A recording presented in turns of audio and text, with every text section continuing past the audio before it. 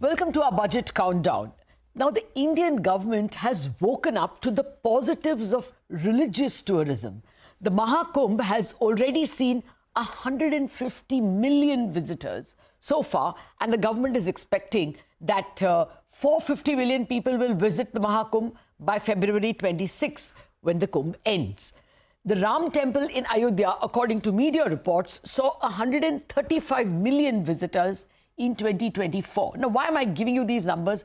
Contrast it with this. The Vatican draws 6 to 7 million visitors in a year, and the Hajj draws 2 to 3 million visitors in a year. So clearly, the Indian religious tourism is another high altogether.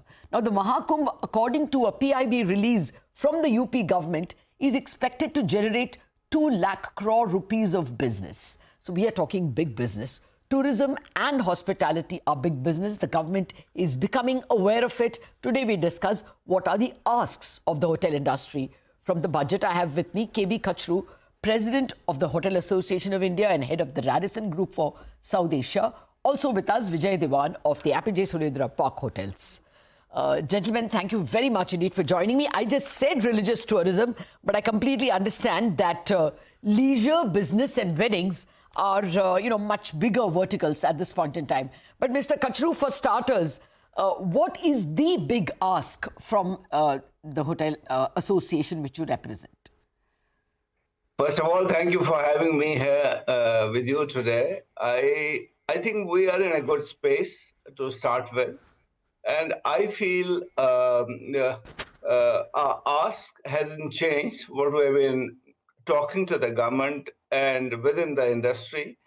I think if we have to achieve what is expected out of the industry and what the government has indicated, that by 2047, we need 100 million international tourists, and we need a great uplift to the domestic tourism, which is already, as you said, what's happening to religious tourism. I mean, it's going all over. I think we are focusing on some policy changes and tweaking of some of the existing policies. Our major problem today is that we are under-roomed. And the whole of India has less than 200,000 branded rooms. And if you take the city of New York, it has more rooms. And with 1.4 billion people, you can imagine the kind of accommodation possibilities we have. Okay. And we have to take a holistic view. If we have to improve our inbound tourism, we need rooms. And by having rooms, we need investment. And how do you get investment? You have to motivate people to come and invest in India, invest in infrastructure. It's not only the government which is involved. I think all of us in the industry have to put in our best. What would you want from the government for your... See, at the moment, the under-rooming is working to the advantage of the hotel industry. They're making money hand over fist. But it's not what are you asking? What are you asking from the government? We are asking benefits of the infrastructure status. I think it has to be, tourism has to be on the concurrent list. And state governments, all state governments have to declare tourism as an industry and give us industry benefits. If the ports, airports, manufacturing, they have been all termed as industry. Now, I'm glad to tell you that a lot of states are moving. 17 states have already declared tourism as industry. But what is the problem is the execution.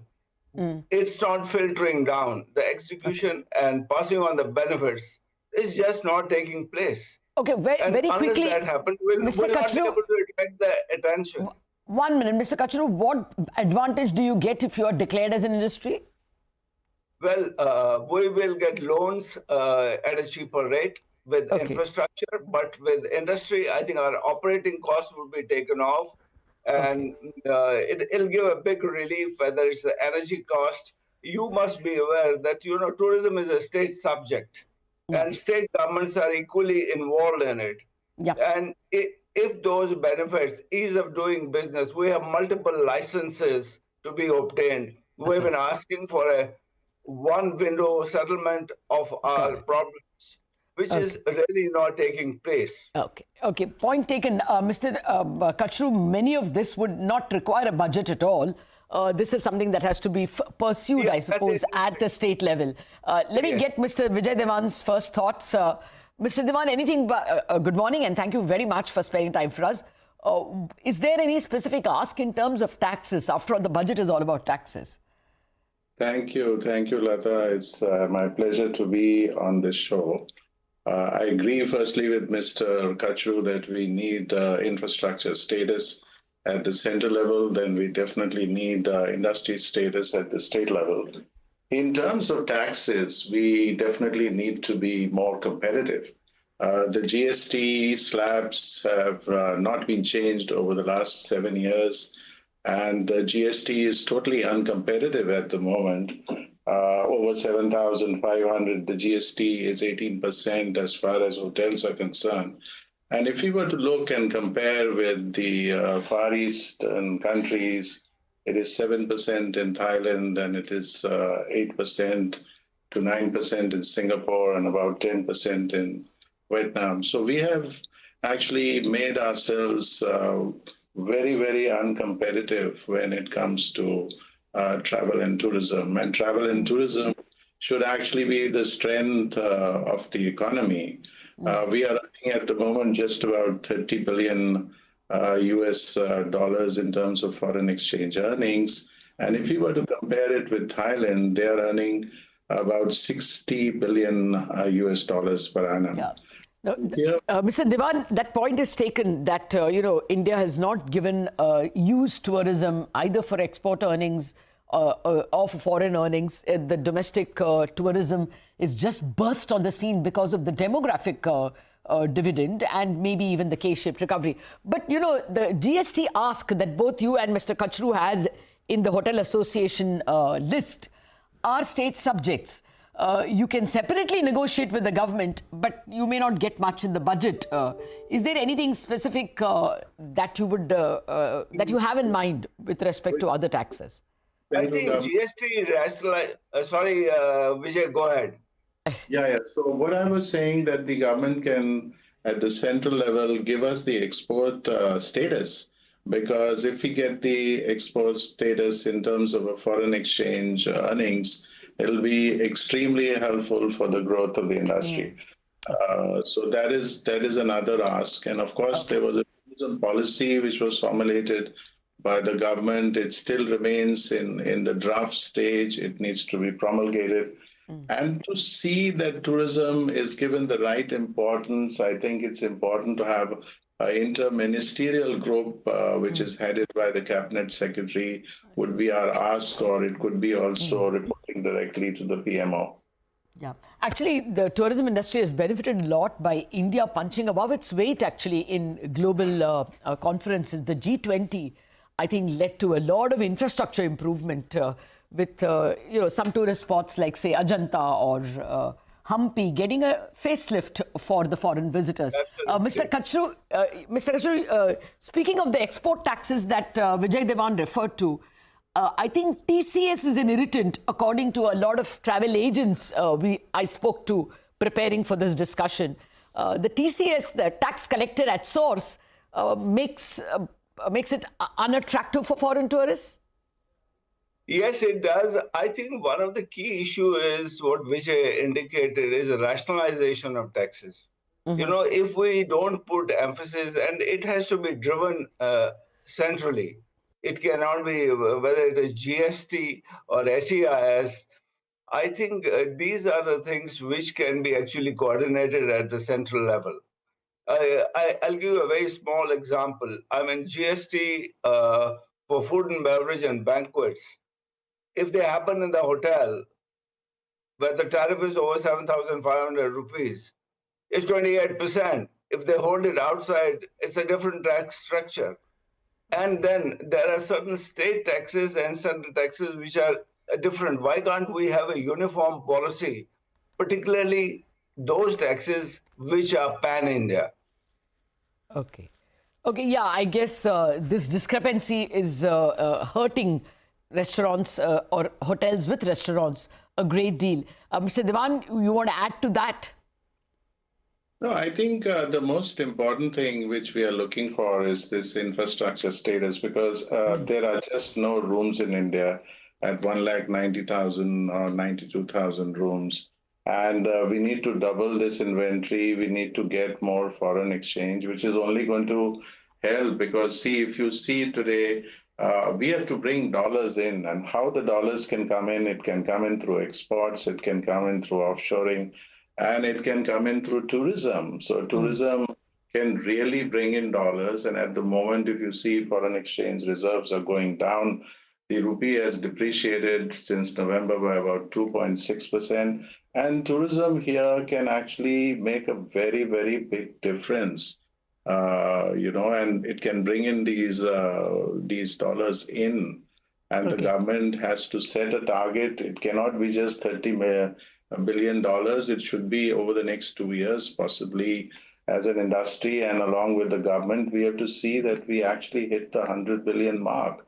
This is very little if we were to compare with any other country in the world in terms of tourism. No, I take your point. In the expected ask, if you're just going from 20 billion to 30 billion, is only about 4% or 4.5% CAGR. Mr. Kachru, what is the current rate of growth of the industry? Well, you see, in terms of occupancy, we and ADR, we are about 6 to 8% what we are looking at. Growth of the industry. Okay, and is there, see, the taxes are one thing. Is it that, even encouraging tourist spots, like for instance, Ayodhya gave a new high in terms of travel and tourism, as has the Maha Kumbh. So is it development of, spots like say Ajanta or Hampi or Udaipur? Would that be the bigger thrust for the hotel sector? Yeah, that should also be a thing. There are about 50... 1 minute. If Mr. Kachru can do it, then I'll go to Mr. Dewan. Mr. Kachru. I think I would like to shift away a little bit. I think everybody from Prime Minister downwards have acknowledged that tourism is a pillar for our economy. I mean, if we provide 9% of the jobs and contribute 5 to 6% to the GDP, first of all, we have to acknowledge. Now, what Vijay said is that we need to market India.